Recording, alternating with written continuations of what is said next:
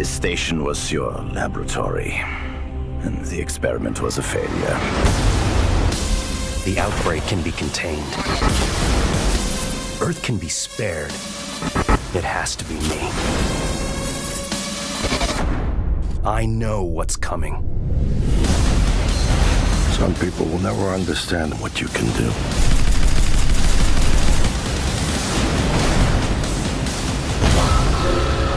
Warning, this is a station-wide emergency. 5, 4, 3, 2, 1.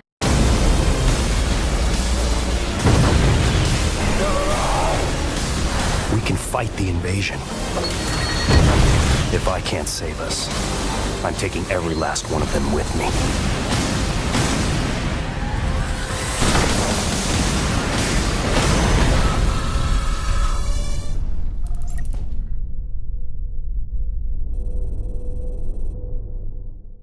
And hello and welcome back, everybody. Welcome back to our AAA Anonymous show. It's been a while since we've done one, but we're back here on Mother's Day. So happy Mother's Day to all the moms out there and all the moms that are playing video games. So happy Mother's Day. And, That's right. And thanks to everyone showing up today on Mother's Day. Yes.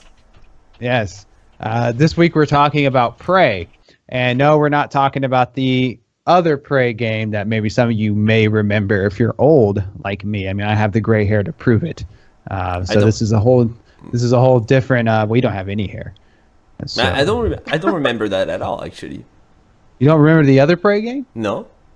Oh man, the last one they released was pretty cool. It came out on 360. It featured a Native American guy, and it was great. It was like Native American like spiritualism mixed with aliens. It was actually pretty awesome. But we're gonna be talking. This is the whole new Prey game, right? This is from the people who did Dishonored. It was published by Bethesda, and this is kind of like a sci-fi. Well, it deals with aliens, just like the last Prey game, but again, there's no relation there. But before we get started, let's go ahead and introduce the panel. Of course, we have a writer who did the review on the game. That's Enzo. So Enzo, thanks for joining, man. Thanks for having me. I'm Uber Hans in Discord. Oh, Ubo Hans. So that's you. Yeah. Oh, okay. All right. Well, how you doing, Hans? Thanks for coming on, man. Good. Thank you. All right. And then we have the person who actually captured the game footage for us and be able to show it on the show tonight, Oriana Moon. Thanks for coming on. Hey guys, so glad to be here. Hi. Yay. And then Sorry. and Excited. then Did you finally, notice Shane in right? the game footage? Go ahead. It was a guy. Did you see that? Yeah, you Yeah, did. yeah. I see that Chose you the picked guy it. did good, you just did for good. you guys. No, it's nice. I'm glad you did that. It's nice you did that. What? That she picked a guy? Yeah. Why is that nice? I don't know. I appreciate it. I feel like she did it for us. I see. Why, Did you? Huh? Because we're guys? Yeah, of Yeah. course. Thanks. All right. You never get to see the characters. I think it's special. In a world driven by feminism that has become the United States of America, to have a lady streamer capture her gameplay footage using a guy for the sake of the community, I find quite respectable. Thank you, Ariana. You're welcome. My pleasure. Well, like I said, well, thanks, Ariana. I guess for picking a guy. That was awesome. I think I built. No, did you pick the guy because he's in the trailer? Is that why you picked? Or you just did it for us? Do you really want to know the terms? Yeah, Yeah, he's let's hear pretty the sexy. I gotta say, I he's a kinda pretty picked sexy you guy. guys first and foremost, but yes, he's sexy. He reminds me of my favorite game player, Markiplier. That's true. I Wait, think who? there's- Markiplier. He's on YouTube. Oh, Markiplier. Okay. Of course. I But I- agree. Actually, As a on streamer?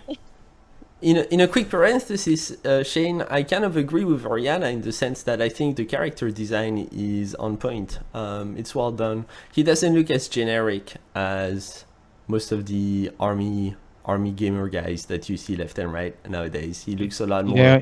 He looks You like didn't he's a want him with person. the buzz cut, Yeah, chest, the size of your thighs. he looks like he should almost have been the Mass Effect Andromeda guy. Well, he looks like a. I think why the character design's on point is because he represents exactly what he's supposed to be, a scientist, right? Like Yeah. that. Yeah, like, and I But he think has a that lot of matches. personality. He has a lot of charisma. He's not the type of person you're gonna come across in the streets multiple times a day. He's not a walking cliche. He's his own man. That comes Yeah, I across found strong. his Did you face. beat the game, Fred? No, I have not beat the game. Oh, okay. Oh. Okay. All right. And, Oh, and our last person on the panel, the janitor and boss, Yes. Mr. Fred. Thanks Fred, for thanks for having joining, me. man. Thanks for having me again. Yeah, no problem. I'm glad go that I'm glad that you guys keep having me. Yeah, it's funny, man. It's like you always get an invite. It's weird. Yeah. I don't know what that's about. Maybe because I'm the guy who starts the calls. Maybe, or maybe you're the boss. I don't know. One of the two. I know Something that. like that. So this game takes place in an alternate timeline, right? This game takes place. JFK didn't get assassinated, and so we're able to fund the space project, or the race to the moon, and because of that, obviously we made a lot of advancements in that time period to the point where we came in contact with some aliens called the Typhoon. So before we get into the game, I'm sure there's a lot of people in chat probably wondering. So there was a game-breaking bug. I don't think anyone here experienced it. I actually, when it hit, this is a game I've actually been waiting for, believe it or not, for a while. And when I seen that IGN gave it a 4 because of the bug, I actually held off until they released the patch. I actually didn't experience the bug. I was talking to Uber earlier before the show. Hans, you said you didn't run into the bug at all? No. It sounds like nobody here did, right? Fred, Oriana, you guys didn't run into it? No. Totally fine. All right, yeah, because there was a bug, and for those of you wondering what the bug was, you could not load your save data. You would save, and you would try to load your save data, and it would just start the game over again. Essentially, that's all it did. But You so they literally must have fixed that immediately. They fixed it pretty early. So what happened is the reviewer actually didn't. They actually got the game not as early as you might expect. IGN would get the game. And they actually got it really close to launch. No, I And think so I the think guy- everybody. We got it on launch day, and I Yes. think IGN I don't think they got gave it on any launch day ones too. out beforehand. No, Yeah, see, that's I what- distinctively remember that IGN because Yes. I read did get the Exactly. the release right on launch day like everybody else. So they must have had some like last moments bug fixing sessions pretty heavy. Right, and I think that's what the reviewer said is that, because people say, well, you had the game before for like a week. Why didn't you say nothing? He's like, well, we just got the game. And so he couldn't actually finish the game. He couldn't get more than like a few hours in. So he gave it a 4. Obviously, the studio that makes this game, which everyone knows this studio, right? It's Arkkane, the people who do Dishonored. They immediately patched it.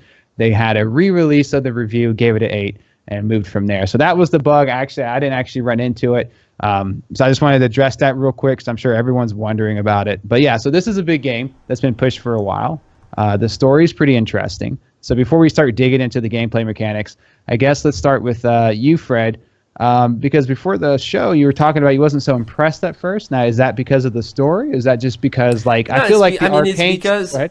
I'll tell you immediately why. It's because I'm walking out of the Mass Effect Andromeda experience. I'm literally walking out of it, and Mass Effect has been such a weird gaming wave in my life this year because it's impressed me at first to a degree where I felt like that would be my game of the year. I got sucked in by the visuals, how everything just feels so tight, and you really get the impression that there's an absolutely stunning universe to go around and basically master, right?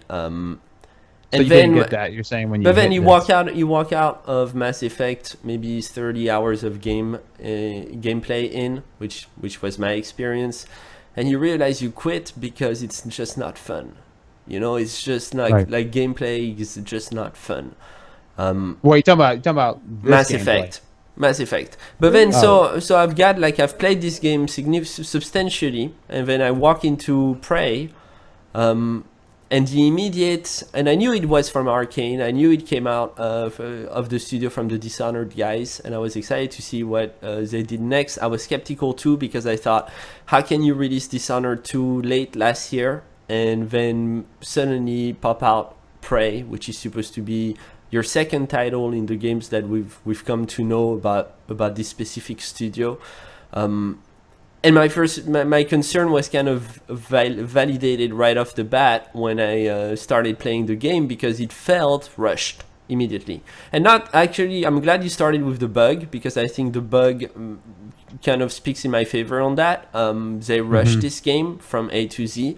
And a bug at launch is like the worst that could happen, and it happened. And a bad bug, right? Yeah, bad bug, right. Yeah. But they fixed it. But overall, as far as the graphics, the visuals, even the Dishonored feel that you get through the menu sliding into the screen and telling you what your next objective is, that's pure Dishonored, right? Like, you're immediately thrown into the Dishonored universe, and it's kind of like Dishonored. I was telling Oriana before the show, it's Dishonored meets Fallout. Which is great because Bethesda's behind it, and I'm a huge fan of Fallout. So for me, like, two games that speak miles and that I'm excited to merge together. But my disappointment at first was kind of let down by why would you rush something that could be so epic, right? Like, I was excited about Far Cry Primal because I thought conceptually it was an amazing place to take Far Cry, and they rushed it and they created a shit game, which was pretty much a carbon copy of their last ones. Right. But then Prey is not that. Prey is disappointing at first, and then you start playing, and sure, it's a cheaper version of Dishonored with a mix of Fallout. But at the end of the day, it's, more of the great stuff, and I'm not against that. I'm for that, because gameplay is so good in this game. It's just so good. Prey has it in terms of level design. When you say gameplay, I mean, what are you referring to? Are you referring to the RPG like level up system, or are you talking about like combat? the gameplay that makes these studios so renowned, which is mostly geared around level design, great action, but not too much in your face. A lot of thinking through levels to figure your way to the next points. I can like, agree that's with the that. gameplay of these games, Dishonored and even Fallout to some extent. There's that navigation that takes place, like the exploration aspect of it all. And Prey is excellently designed, and it's just a pleasure to go. It was a pleasure to play through. It's a great game. Right. Well, I'm it's glad to hear interesting. you came around to that, though. Yeah, I did. Came around to it being good. I did. No, Maybe I the think rush part is that if they're using the same basis on the games for Dishonored 2, because it has a little bit of that stealth, it does have stealth to it. Yes. If they feel like they're building on the same game base, maybe that's why they thought they could just push that out so quickly. I see what you're saying. You're talking about I felt there were not. It's been announced as having several ways to achieve an objective. However, I didn't feel that was really the case. Maybe you had the choice between two ways to achieve an objective, but mostly you just had to go somewhere and do something. You didn't have much choice about how to do it. Well, let me ask you a question to that point, and I guess I should ask this question before we start getting really deep into it, right? Uber, and Oriana, you can answer this, but I'll ask Uber first. Did you beat the game? No. You did not. Oriana, did you beat the game? Not yet, and I can't I wait. see. I see. So, like, a lot of your decision making really pays off at the very, very, very end. Like we're talking so far end. We're talking post credit scenes. That's when. Is that because the skills that you take, and I don't want to give any spoilers here. No. It's more Or you about take what on. you're talking about like your decision process. How you, like you said, that you don't really feel like it's really making that big of an impact. Like, oh, I killed this guy, or I let this guy live, or I hid and pretend to be something to get around this thing that, could have killed me. It really pays off more towards the very, very, very like absolute end of the game. I don't want to give any spoilers about that because it's actually a huge spoiler. But to that point, Uber, you can continue. I find that interesting too, because I understand what you're saying. I think one of my biggest problems I had, I don't know how far people got into the game, but you know how you can switch your body with like inanimate objects. Right, like it's a cool feature. What I found disappointing is that the bad guys, they don't care, right? So like you can't turn yourself into a bag of potato chips, and like the bad guy just is like, oh, whatever. It would be more funny if the bad guy like eat the potato chips, right? Like and kill you, like that would be cool. That's but he hilarious. doesn't, right? But he just comes and attacks you. So like, I kind of see your point to that, Uber. You there? Ooh, he's like, Oh yeah. before, yeah, but I'm done talking. Wait, he turned into a bag of potato chips. Yeah, I just. You lost I mean- him with the potato chip, Shane. I mean, did you try that You at all? lost. Oop? Like the switching your body with like inanimate objects? Yes. And what was your experience with that? To pass crevices. I see. So you didn't really try to like trick bad guys or anything? No, because they wouldn't fall for it. Yeah, they wouldn't. Yeah, they wouldn't. And they're wicked, huh? The bad guys are wicked. Like, they really come after you. The stealth is pretty good. The jump scares, right? Yeah. Like, Yeah. what did you guys think of that? Like when you go to inspect a chair and then it's like a bad guy. I loved it. It was so good. How, Yeah. And I mean, was anyone here like scared of the game? Did you guys ever feel any like fear? Would you suspense? say, let me ask you a question, Shane. Would you say that the jump scares are done right? Because you know how jump scares are often criticized by developers, by gamers? Yes.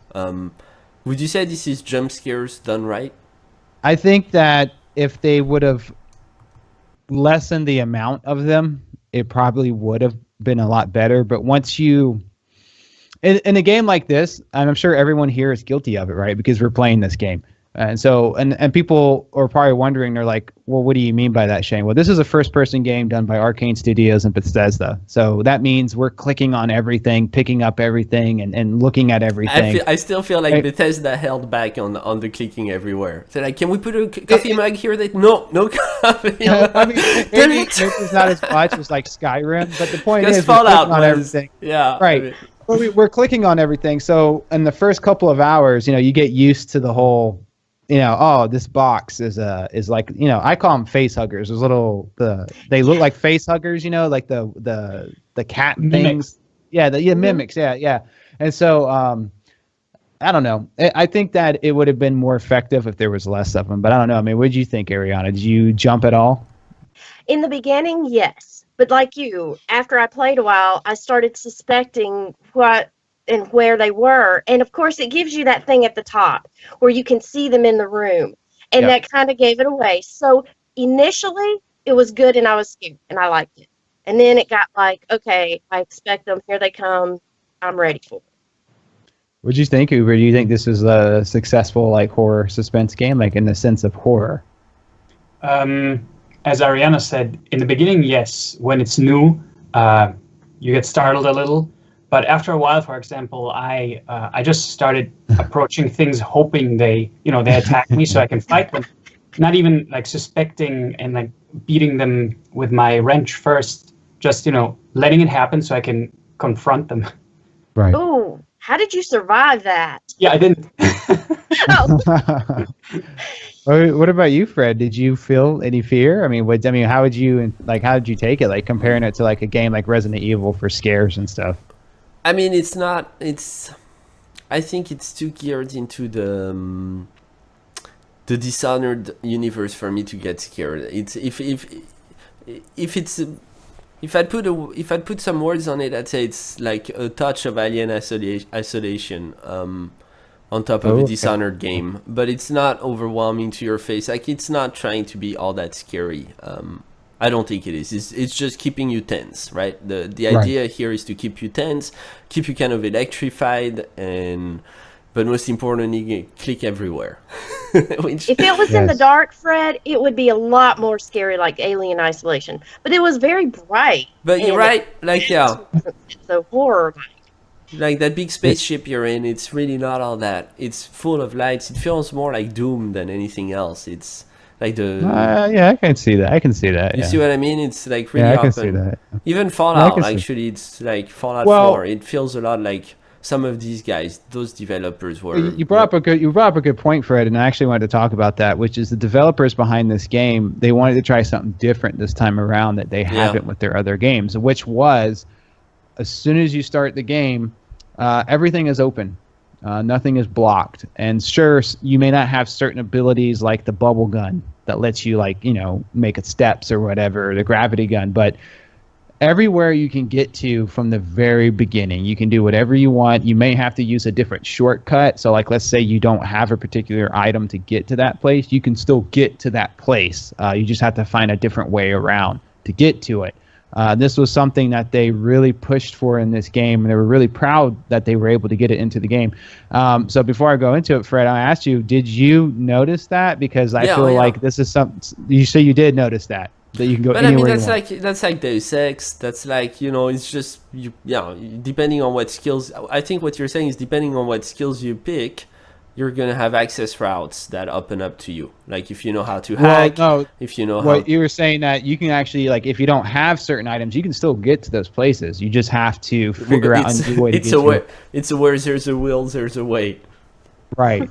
I thought, I don't know, like it kind of was lost on me. I didn't really know. Like I noticed I can go anywhere I want, but I guess the bigger question comes down to this, and I asked Uber this: did you have the need to explore like you would in like a Dishonor or Skyrim? I gotta agree with Enzo in that it's very objective driven. You know, it's right. Go here, do this, do that, and you can't really explore because the Typhons attack you.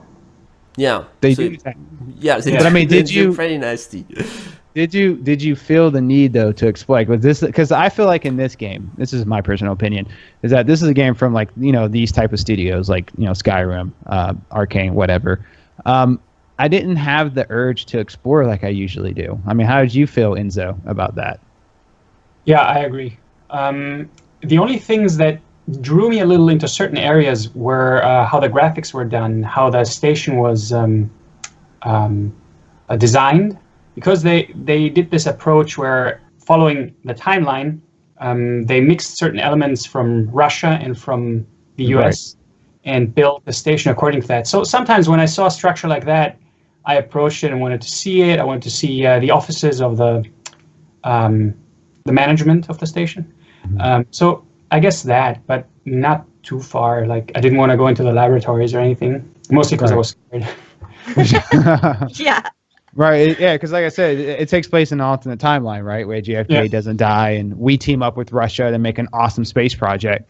So Ariano, I mean, what do you think? Why do you think that is? That maybe this game didn't have the urge to explore? Do you think it's because of what he was saying, level design? Do you think it's just because you were too scared to walk into the room? Well, they give you quests. You've got your main quest and then your side quests, and you've got specific things to go to. Now, I did explore. Again, you did. Curiosity, which killed me. I wanted to keep upgrading my stuff and getting more weapon, and I needed bed kits all the time. So I was looking around for that. And plus, like you said, some of it is really beautiful. You go into the main lobby, this big space, window you can see out. There's more to that when we get to it, but I didn't feel like it was necessarily just driven by the gameplay. You could go and get things, and like Fred said, you could get in through hacking, you could go in through vents, you could get in by the mimic thing, you could go in through the glue gun. There were so many different ways, well, not in every capacity, but you could get into different ways through various things. The glue gun, that's what it is. I call it the bubble gun because it looks like it makes that's a bunch of bubbles. Piece. Yeah, that's a funky piece of technology, by the way. Like, isn't it cool though how it kills people though? Yeah. Isn't that cool? Like, I mean, did you use it, Fred? Like, did you use it to I attack? used it. Yeah, isn't it cool how you can like just like, I don't know, it's cool. It just looks cool how you trap them. But Fred, to that point, like, did you explore? Did you feel the need to explore like you would in like a Skyrim game?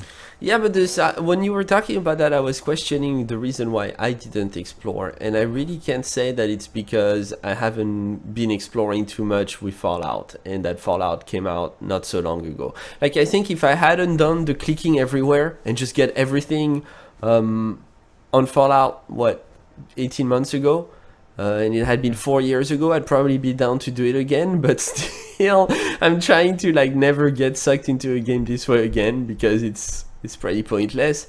So I don't know. I don't think I've explored half as much as I would have. No, yeah, this is the short answer. Short answer. But I guess I'm frustrated with my answer because I feel like I'm feeling like the developers didn't know if they wanted you to be addicted to everything and go everywhere and click on everything, or they kind of wanted to process a game that was just, it's going to be that many hours of gameplay. You're not going to get super sucked into it, but you're going to have some of the good elements that define the games we do. So, you know, uncertain about what the developers wanted out of me, I guess is what I'm saying. How about the storyline, Fred? Because you when you play Get Fallout, into that with all the emails and stuff? yeah, a little bit, not too much. But when you play Fallout, it immediately the what you need to do in this game immediately comes across by the world you're evolving in, and that's just pretty much like explore everything, pick up everything, do a lot of crafting, and follow the storyline. Whereas in this game, it's more like, should I look everywhere? Should I build up my stuff? Or is this really more story driven and objective oriented? And I feel like it's got one foot in the completionist world and one foot in the fast-paced, get to the point, enjoy the game and finish it world. I don't know. That's what I thought was really good about it. It gives it both players who like to do those things one way or the other, or because I wrote that down too. It was either fast and furious or long and explorative. Right. So I guess what it sounds like, Fred, is you're saying that they had a good story, but they used the Skyrim whatever skin to it. I guess I wish they had it released. They had released it in 2018 maybe, and worked on the game for one more year. I think the game is finished and the game is completed, but they could have done more with it. I wish they would have taken their time. What would you have liked to see in one more year? I think actually maybe a lot more exploration.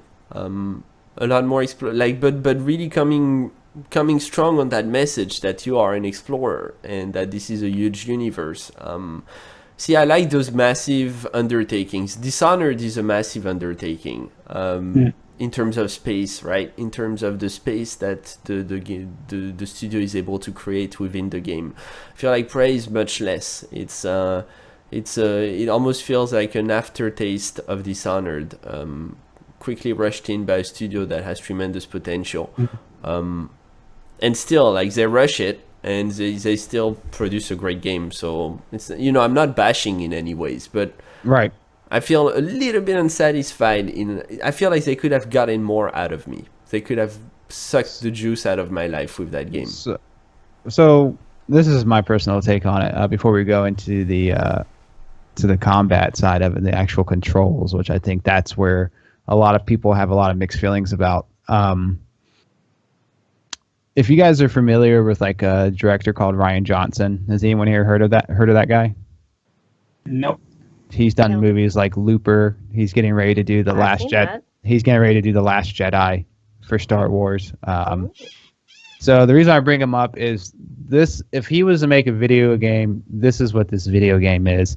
And the best way to explain it is like, how many of you? What were you thinking when you found out that the apartment you were in wasn't an apartment? Remember how like what you're saying, right? Yeah, so okay. Like when you Night Shyamalan twist, right? But not so cheesy, right? No.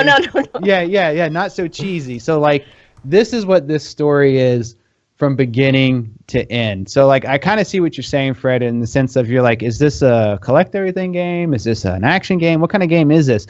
And that's like the whole point of this game, where like, because earlier we were talking about you were like, like I feel like my decisions don't really matter, or how I go about it really matters, but it does, right? Like you have to keep playing. You have to keep playing. You have to keep playing. And it's kind of like I said, it's like a Rian Johnson film where like this little thing that happened at 10 minutes in, this little tiny thing, you're like, oh, whatever, the cat knocked over the bowl of milk. But then it ends up being this huge thing at the end. It actually makes sense. It's not so cheesy like... You're big on the end. You think the end makes the game. Well, see, that's a different... I'm a gameplay guy, right? So like for me... this is why this game is not like going to be game of the year for me. Yes, the story is awesome, right? The story is awesome. The story, if you just rated on the story and the theatrics behind it and what leads up to the end, yeah, I would get a 10. But we're not watching a movie; we're playing a video game, right? And so, like, you have to look at it from that perspective. And in that perspective, I felt like they could have done some better things with it. And I think a lot of that has to go down to, like, I like the RPG elements behind it. But anytime you play a game that has guns in it, like not like Skyrim, you always have to compare it to like first-person shooters. and I feel like they could have done a better job with the controls for like fighting enemies. A lot of times I feel like I get killed not because the bad guy was hard, but because I mean, there's really like, you know, it's one thing when you have a gun and it has like the recoil patterns and it makes sense and you can get used to it. And it's another thing where it's just like a dot in the middle of the screen and it's just like shoot, and then you just because I feel like at the end they don't want you to grab the gun, right? They want you to stealth through it. Yeah. Right, they want you to stealth through, but then like it's one of those games like Dishonored where you find yourself just not doing stealth, and I think that's because there's just not enough rewarding benefits around stealthing, and that's just my opinion. I disagree. I disagree. I think Dishonored lends perfectly to stealth. And I've stealthed my way through it. I said that, but they have benefits of doing it, right? Like what I'm saying is like this game doesn't really reward you for doing it. Is what I'm saying. It's like you can do it, but then it just feels like funny because actually I think we've had this very same conversation when we did the AAA Anonymous on Dishonored too. Right. Which was, you know, they tell you that you can use guns and go ballistic, but really like you should not, because in terms of coding, like you're dead on, Shane. Like the studio doesn't actually have developers who know how to code shooters.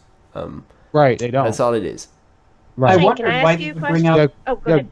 I wonder why they would bring out another stealth title after Dishonored and Dishonored 2. Right, you would think they would try to like mix it up, right? Yeah. Yeah, no, I agree with you on that. But what was the question, Ariana? I felt like they wanted you to use more of the alien tech as you got more of the neuromods. I thought it was more of applying that to yourself, and I feel like there's something towards the game is turning towards like maybe you're really not who you are because you keep absorbing all this alien tech, but that's just a guess. Right. Because it just kept building up. You've got your suit and your helmet so I don't want to say any more, but stealth, guns, and alien tech, it's got different ways to go about it. But the stealth does not work as well. Well, the way they wanted this game to be is that they wanted it to be like you switch. That's why I brought it up earlier with the bag of potato chips. Like that's what was supposed to make this game cool, is at any point in time you can just jump from you to the trash can to the enemy to another player, whatever. And it just didn't translate that well, I think. And I think you just end up walking around meleeing and shooting things. So what were you about to say, Fred? And again, I think it's you're getting this impression playing the game. I'm getting this impression playing the game that you can very very much get through this game treating it as a shooter because of the signals that they send you. You know, if you put health kits left and right into a level, that's going to send signals to my gamer's brain that says shoot, pick up health kits, shoot, pick up health kits. You know, there's that pattern that automatically. There weren't enough in, so I agree. Yeah. But then there are not enough health kits. That's my point, is that, you know, early on in the game, the first 2 hours, you're shooting and grabbing the health kits, and then you realize, fuck, this game is really hard, right? Because at the end, it's not sustainable. It ain't sustainable at all. Well, you know, like, and I think, and this is just, you know, and I understand the need to do this, but maybe you guys felt the same way, but I felt like they were really trying to pay an homage to the beginning of Half-Life, you know, with the whole, you know, with the whole wrench and stuff. And I think that where they failed is that's true. Half-Life didn't give you a gun for a while, right? Like you just had the crowbar. But once you had a gun, you had a gun. Yeah, you had a gun, but my point is, like, so before you get the gun in Half-Life, you have to go through so much before you get it. And it teaches you that, okay, yeah, you know, you're going to get a gun because you see people with guns, but this game is more than just running around and shooting some stuff, right? Whereas this game, you get a gun really early, right? And then, like you said, there's health packs everywhere. So I can absolutely agree with you on that. And that's what I was getting at, which is that the two things they pride themselves in this game was the ability to get anywhere you want, whenever you want, no matter what you pick. So if something needs to be hacked to get into it, there is another way to get into it without being hacked. Shane, you have to figure it out. Go ahead.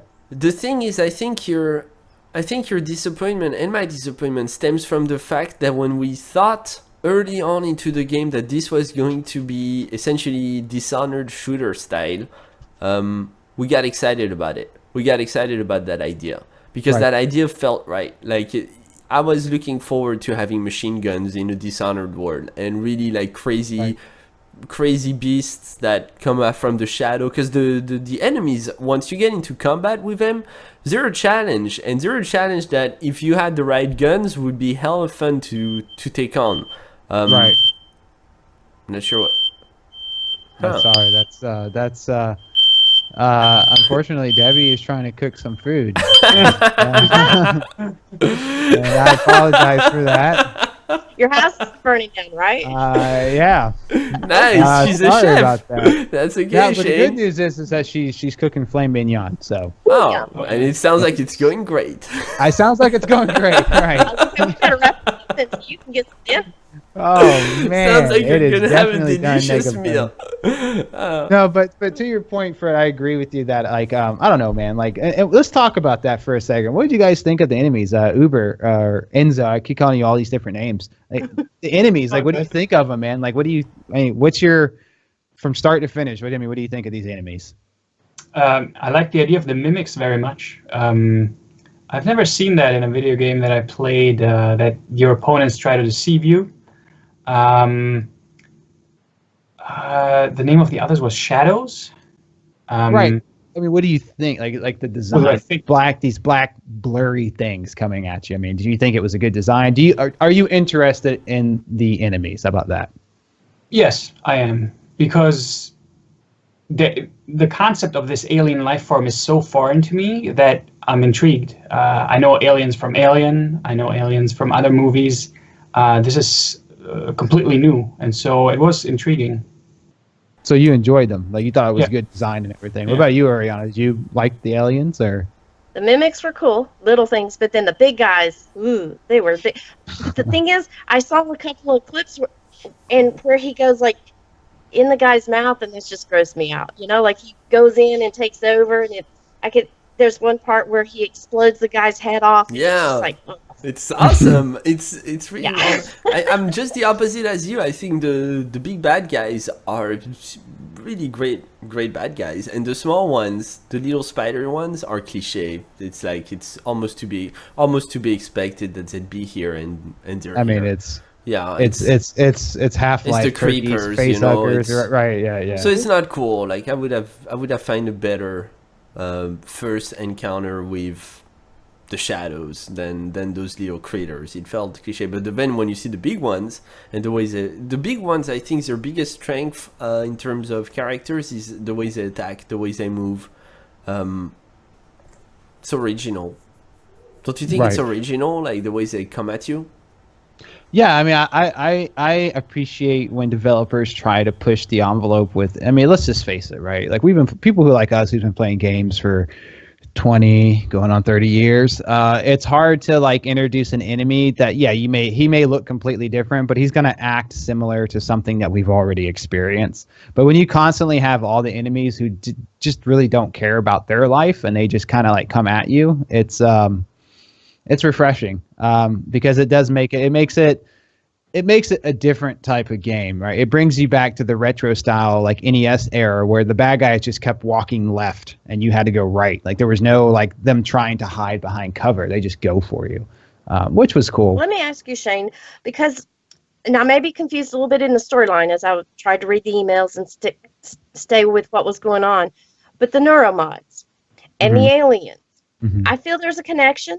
And then, like, the guy who went crazy, it's like it was an alien microbe that came, and then it got into this icky tar stuff, but it infects people through those neuromods in some ways. I mean, Well- I'm just going all over the place with my ideas on where this is headed. Well, you have to, like, I don't want to ruin anything, but just like I said, this is like a Rian Johnson film, so you just have to pay attention to everything. Pay attention from the very beginning. Pay attention to what the Typhoon does, right? Like, just think about what they do and just realize what, I mean, like I said, it's up to people, but I can spoil it. I don't want to. If you want to, that's fine. I can talk about it. It doesn't bother me either way. But it is like a Rian Johnson film where you have to pay attention because the answer is already there in the first 10 minutes of the game. And you can already figure it out. And it's one of those things where once you complete it, you go, Oh yeah, that makes sense. And so you're like, yeah, that makes sense. That makes total sense. It's funny because if I remember correctly, when we did the Dishonored podcast, you were not all into the story, and you skipped quite bits of parts left and right, and you just kind of played the game. And here you're on the opposite end. You're like, well, I'm on the opposite end because we're in story. space. We're sci-fi. Sci-fi. It's in space. I was really interested into this character because we talked about it earlier today. It's always refreshing when you see a new character to a series, right? Like this is like an Asian white dude type looking guy that's like, it's new, it's fresh, it's not, me, I love military type games. So, but it is refreshing when we get somebody brand new. And I'm like, oh, cool, let's learn about this new guy. With Dishonored, the problem I had with Dishonored is that they introduce new people, but then they're just not interesting. They're just your typical, I can beat up everything, guy. Whereas this guy, I feel like there's a lot to learn. And then when you, I was just interested in it too, because it was Prey. I was hoping that this is somehow, and I'm kind of biased in this because I like the original Prey series. For those of you who haven't played it, it's a phenomenal game. It's really good. And it's actually one of the very first games that was on the modern era for consoles that showed children death in it, like the aliens killed kids. It was a big deal, but it was a good game, and it was awesome because I like the whole Native American spiritual culture, but they mixed it with like UFO sci-fi stuff, and it was like super intense. And so this game is called Prey. It has nothing to do with that game, but you can see that it has similar things about it because it's like this sci-fi thriller type thing. And I like sci-fi thrillers. I mean, I love aliens. I mean, who's going to see Aliens this weekend? I know I'm going. So I love aliens. Yeah, I love aliens. But yeah, Fred, I mean, to that point, I just think the reason why it is different this time around from Dishonored is, I don't know, man. Another thing about Dishonored is I don't like the world. I don't know how to explain it. The world just feels dirty. Oh, wow. I mean, that's just me. Not that the design is bad. Yeah, but I'm not interested in like I'm not interested in like walking through dirty houses, I guess, I don't know. That's just me. On that, Shane, I have to ask you, because this was one of the first things I noticed when I played this game. Sorry. But you talk about it being dirty. When you start this game, it's supposed to be a space station, and it seems so pristine, but it's not. And that is very sneaky by the graphic designers. The guys who make the images, because it's a little bit dirty around the edges, if you notice. And that to me is a hint to what happens afterwards. And I love that. Right. That's what I was saying is like this game, and I keep going back to it. I know I keep saying everyone's going to remember Rian Johnson by the end of this, but he makes these movies that are very similar to this where you have to pay attention. If you paid attention from the very beginning, it will give you really big clues, and there's always some awesome twist at the end. But his twists are not cheesy, like Shyamalan or Shyamalan Ding Dong, whatever you want to call him. It's more, it makes more sense, and it's like that's awesome. But Enzo, I mean, you played Dishonored, right? Yes. So comparing this to Dishonored, I mean, where would you start to compare, and which one do you think did it better? I would compare the art style. So Dishonored was this whale punk. And I didn't much care for that. Actually, I mean, I like grimy games, probably because I like to keep things clean. So I like it when games are grimy. So that didn't bother me about Dishonored. And in Prey, I mean, I felt things were clean. I mean, you have corpses lying around and certain excretions, I guess, by the enemies. But in general, I found it was pretty clean and clear forms. So, yeah, that appealed to me in Prey. So you liked it because it's more of like a sci-fi? I mean, would you say the sci-fi really helped? Yeah, especially in the lobby. That is a beautiful view that you have from the lobby, and right. I like going through there and even standing there and looking out. And before we go a little bit more, I was just talk about it because like I feel like video gamers are attracted to sci-fi. Like the whole space thing somehow has this massive connection with video games. Why do you think that is? Because gamers are nerds. Nerds like space. Yeah. Yeah. Yeah, right. Like I just feel like there's this huge connection in like astronomy and like just space, and space just symbolizes like future, and like it's just always fun.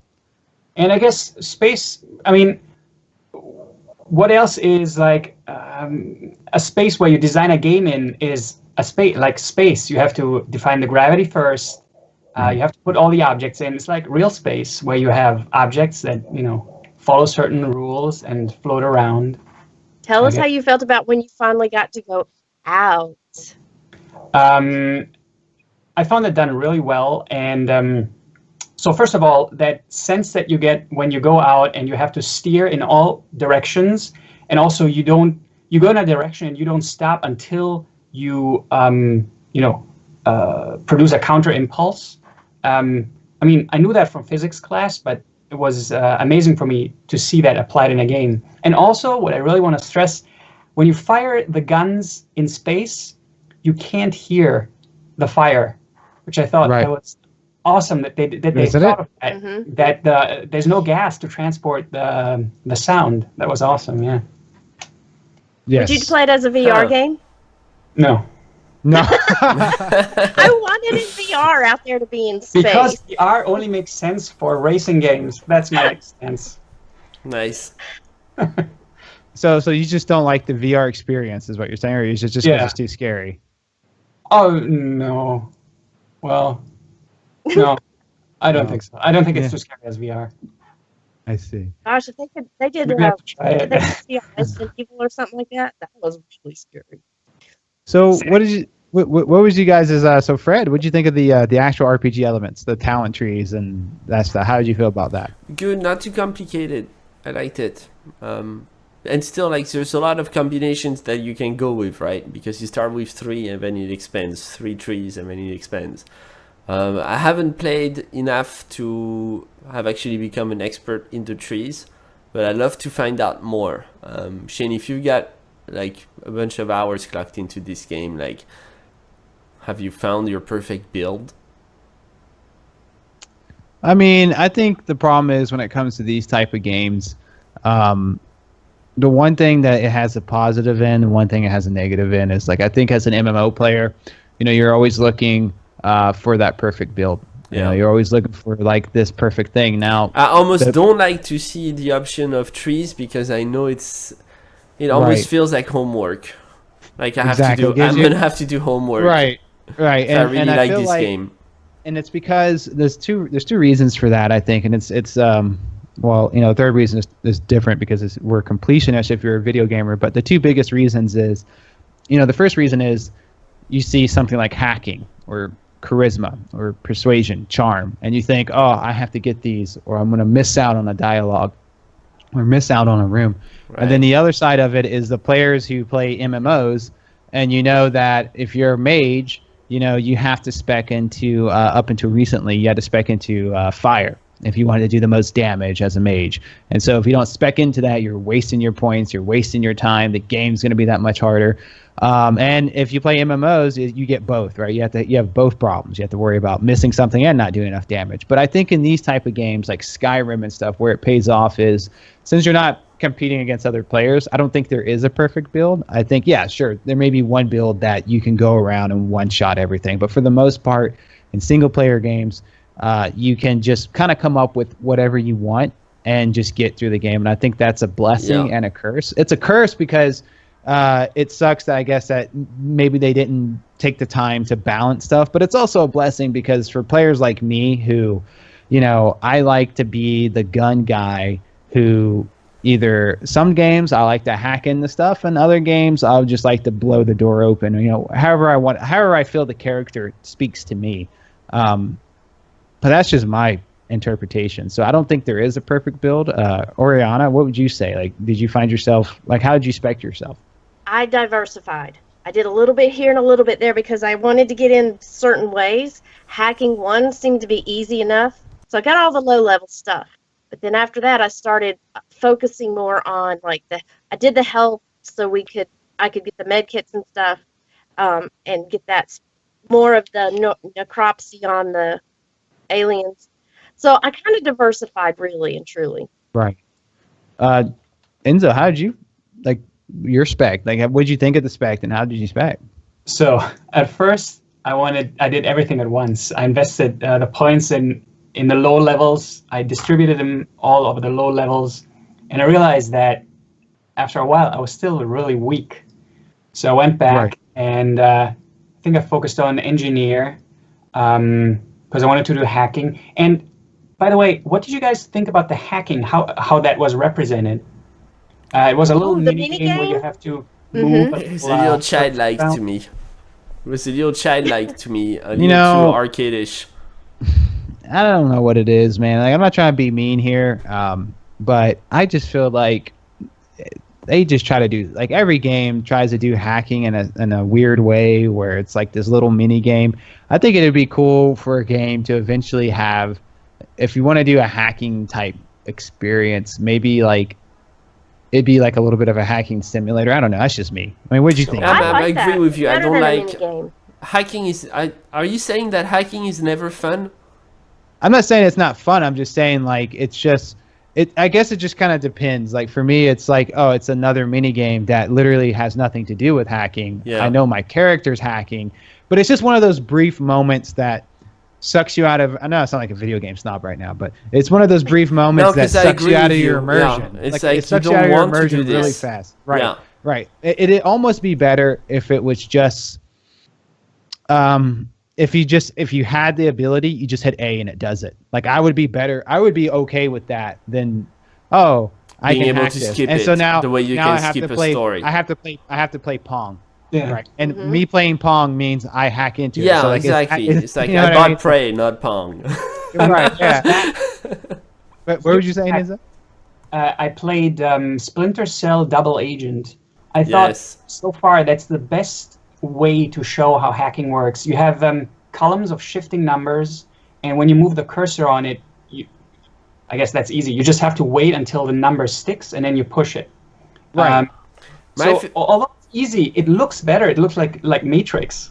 My favorite way has always been the simplest way, which is the key, right? Like, you have a key and you turn the key until, like, you can feel it vibrating, or it's like, okay, I'm right here, boom. Something? Yeah, the lock picking has always been fun. Somehow lock picking is because it's like antiquated hacking, if you think about it, lock picking, and so that was fun, I think, and I think that's where the whole, like, hacking days of gaming stems from. It's from lock picking, and when they do futuristic game, you can't have a lock pick. It doesn't make sense. But like, the lock pick looks like you're lock picking, right? Like, it's fun. In Fallout, it's great actually. In Fallout 4, the lock picking of it all is a lot of fun. I had a good time with that. It's funny because I like the lock picking from Skyrim. Yeah, I just thought that was that's my favorite. It's just because that's actually what we're doing. We're unlocking the different locks. Right, And if you do it too hard, you break your lock pick. Yeah, exactly. So I'm totally cool with that. But it's true. It's all in the subtle ways of hacking. It's a very difficult thing to nail. But but it doesn't immediately take you from your immersion, right? It's not like you're looking at the hack screen going, okay, I gotta play Pong here. And I know that's like a really tiny thing, but quite on the contrary, the lockpicking, sometimes you can hear what's behind the door and you're trying to lockpick it, or you can see through the door before you lockpick it. It's all part of the experience. It's almost ready, Shane. Yummy. I know what you said. I went right back to Skylanders in the same lockpicking standard they had. It was silly. And Skylanders, I'd rather have to figure out from the game and use that they had with the codes or the key cards or something like that. Make the player work. That's just.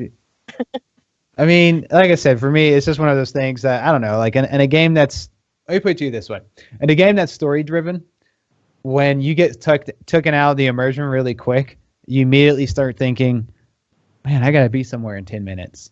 And then that's when the save button happens, and then you leave. So that's just me. I mean, it could be. I would be okay if they did the WoW approach, where it's just a little bar, and it just fills up. And like if your lock picking's this high, you have this much success at doing it. And so you just have to see if it goes up and says success or it says failed. I'd be okay with that. That's just me. But so moving on, like we're getting closer to the end of the show. I wanted to move on to like some of the closing statements, which is, you know, the overall game. Like Fred, I mean, what do you think? Like the game itself, what do you feel like when you play this game? Like, is this the next game that people should be picking up? Well, yeah, it's a good right. Well, it's slow season right now, right? So it's not fair. Like if the game had been released in January, February, March, or later this year, like September to November, let's say, you know, there may be other games. Right now, yes, definitely. Right now, this is the game to play. My final score is 7. So you're gonna give it a score of 7? Oh, sorry. Did I? Yeah. Did I skip? No, steps? I mean you jumped ahead, but it's okay. Yeah, Well, sorry. I mean, since you gave the score though, I mean, My why final 7? score Like, is what stops 7, it from but an 8? you know, 7 has become a great game in my mind due to all the reviews we do and stuff. Like 9 is almost impossible. 8 is a great game. 7, it's a good game. It's a good, solid game. Because I was going to ask you before I start going into scoring. So we'll hold that for a second because I wanted to talk with one final thing, which is the environment. Now, what I mean by environment, not the structures, but the people. So we'll start with you, Fred. I mean, how did you feel like when you first engaged survivors and you're engaging the people? Did you feel it helped them? Did you like the people? Or were they interesting? I mean, how did you feel about it? No, it's if you're really gonna ask Fred to care about the characters, you're gonna have to create a universe that is so beautifully done. Like it's so fleshed out. It has to feel realistic to me. For me, but that's me. I'm not, you know, Did you care about the main guy? Like I can't. When the characters are so flat in terms of graphics, in terms of visuals, I can't care. I can't care about the characters. I don't know. I need the visuals. I need to feel. Well, you know, it's interesting you said graphics because that's one of the things they're getting hit on. I mean, even IGN hit them on that. They said the graphics were the awful. Worst. They consider the worst. Yeah. I mean, you this think is they were not pretty bad? Yeah, this is not 2017 quality at all. But then that's not what Bethesda does, though, right? Like Bethesda's never given a damn about, you know, the real high-end graphics stuff. That they don't care about that. IGN was saying that they feel that this is the worst graphical game compared to their other games that they've launched. Dishonored is a lot more pretty. And that's because Dishonored, they spend years and years on it. This they rushed out. Again, for me, this could have been a 9 if they had done more of a production for it. Right. So Oriana, you like when you finally engaged survivors and people of the space station. I mean, how did you feel? Did you feel inclined to help? Did you like them? Were they flat to you? I mean, how did you feel? They were flat. I mean, I got to know some of them through the emails, reading the emails and what they wanted and who they needed, but they weren't that important overall. I mean, I care about myself and getting out. Most of them anyway, so I wasn't really concerned. They didn't seem to be important to my end game, so overall. Right. And Fred, about the graphics, I agree. It's a cartoon kind of video game, but I still believe in the beginning of the game.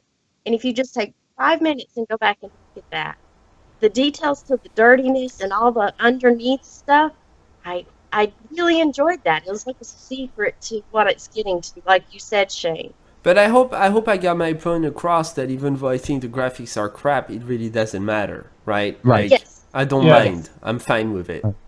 It's not So one of those games that need to be graphically enhanced. It'd be nice if it was, but it didn't get in the way of my enjoyment of the game. well, it shouldn't. I mean, I'm a gameplay guy first. I heavily believe that graphics are not what makes a game good. I don't think story makes a game good because if that was true, 90% of what we consider the most legendary games to exist would not be the legendary games if graphics and story is what held them back. But Enzo, I mean, the characters, like when you got to interact with the people, I mean, how did they feel to you? Were they flat? Were they interesting? Did you feel compelled to help them? So I still thought a lot about 2 characters, Calvino and Eleazar. Calvino because I thought they were round characters. Calvino is a really round character, a grumpy scientist does not want other people to pry in his research. And Eleazar, who is like a good mother of the ship, who tries to protect people. So they stayed. I thought about those for a long time, and I thought those characters were round. They had some good writing for those characters. I Nice, so agree you with like- you that the writing is Yeah. always super on point with these studios, and the character archetypes are always brilliantly done. But Shane asked me if I was emotionally tied to them. That no, I'm not. Well, the reason why I asked is because they wanted you to, right? Because they wanted you to make those moral decisions and whether to help or not help Right. people. So like that's why I was asking. Like, so when you engaged in on them, did you feel like, oh man, I need to help this and that's guy? my Or were point. you Is I just- think even though the archetypes and the writing for these characters is beautifully done, I'm still not at the point. Everything else about the characters really is almost non-existent. It's a bunch of pixels, Right. and that takes away from the emotional condition. Like, Right. if you want to get me emotionally involved, you got to make me believe that these characters live and breathe. And these characters don't live and breathe. They're a bunch of pixels put together. That's how. Right. And I know that sounds harsh, but I'm a graphics junkie. I want a full, beautiful universe before I can attach myself to characters. So with that, so we know. I know, Fred, Enzo, if- you should disagree with me, by the way. Yeah. I mean, for me, it's one of those things where graphics doesn't really sell. I mean, graphics are important. Like, I don't want people to think that Shane just likes retro 8-bit games. No. Graphics are important. It's just that it's all about It's how not you so do much. it. It's not so much graphics as much as it's the atmosphere.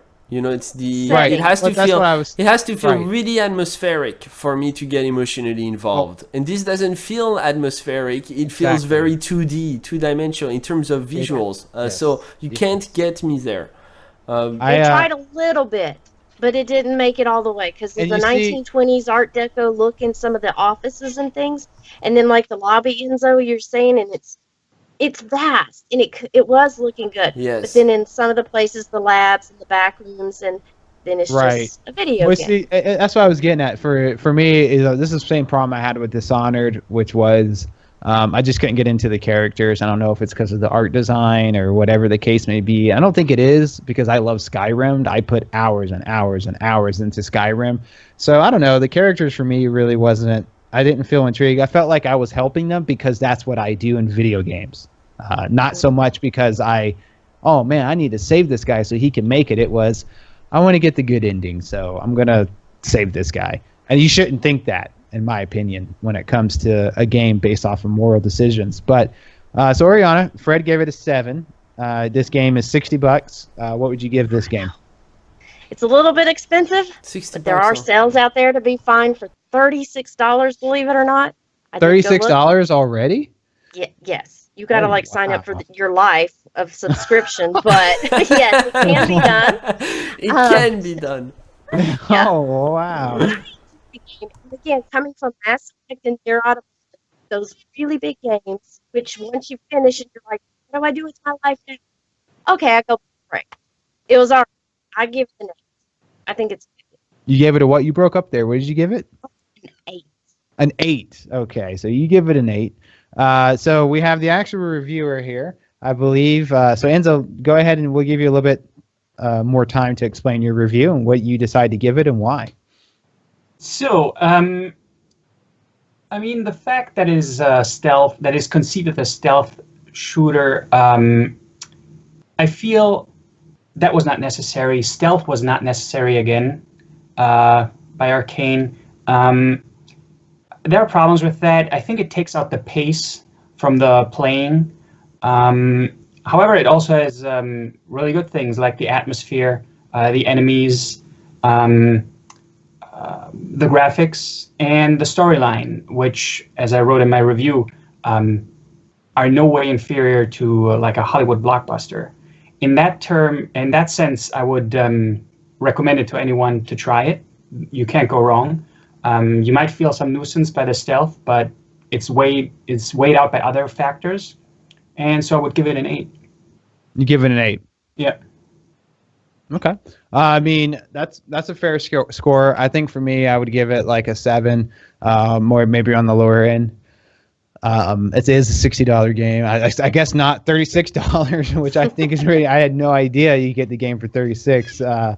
But no, for me, I think I'll give it like a 7, a low 7, maybe a high 6. I think that they could have done better in some areas. But I think the real treat rather is the end if you're into the story. Now, if you're not into the story and you're not into it, I think that's where it's going to lose a lot of people, and it kind of has when people get to the end, because you want. That's the best way to explain it. You want your stuff to carry over. You want your RPG to like carry over, and the big is at the very end of the game. So that's just my personal opinion. I think I give it like a low 7. What would you say to that, Fred? You said you gave yours a 7, so I guess. Yeah, no, I think we agree. Yeah, I think it's in terms of scoring. Right 7 is more than fair. I think 7 is the best score they could have gotten, considering the amount of times they put in this game and the amount of money. Yeah. And the reason why I bring up bugs is it's not totally fixed. There is still another bug in the game. It's more of an annoying bug, and maybe you guys have already experienced it. But when you're picking up all these items, and I guess I meant to bring that up too, which is this is one of the very first games that they actually made where everything you pick up, even trash, you can take it to that I forget the name of it, but you can take it to the recycler. Yes, and you can turn it into something cool. So that's pretty cool. I mean, that's cool. I gotta tell you, I mean, despite the fact that I give this game a 7, I'm so glad that Bethesda and Arkkane are around. I'm just so happy that we have these studios working for us all year round, because they do make great games. Like, they really keep. Now that intro where you're on the helicopter and it comes around, oh wow, that was impressive and funny at the same time.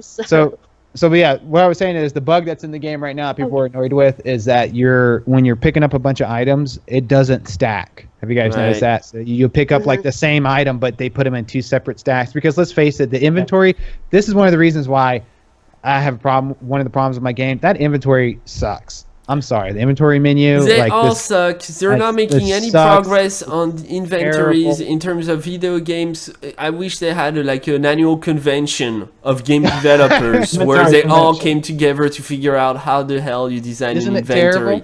They all suck. Seriously. Every single time I press I on a new game, I always go like, fuck. It's never like, big enough. It is a shitty Tetris game. Like, that's really what it is. It's like, and I cannot stand it. It worked really well. Some of you guys are really old. You've played older games like Dungeons and Dragons and stuff, and in there it kind of makes sense. But this is 2017. And at least guys, they have the auto sword. At least they have that. Oh yeah, it's just so annoying when you. I can't stand, especially when you like me. Like I'm a neat freak. So when I open up my menu and I got like a gun here, but then I got like this little rose thing here, and it's like I can't stand it. But yeah, that's just me. The inventory menu sucks. But yeah, guys, I would say play the game if you can get it for $36. Oh yeah, I would. 36. Internet discount from all those people who bought lots of them and are just trying to get you to join their website. It will go on sale. Of course. So, but yeah, with that being said, I think we're going to go ahead and end the show. So, everyone, thanks for coming today. Thank you, guys. I think Prey has been met with overwhelming praise. I think it was. I think everyone agrees it's a good game, and you should play it. I think you should go play it. And if you haven't played the original Preys, although no connection, check them out. I'll send the link in chat. That's the link to one of the trailers. Watch it. It's actually a pretty cool game. But other than that, thanks, guys, so much for being here, and we will get to you guys later. Thank you, guys. Thanks so much. Have a great night. Fun.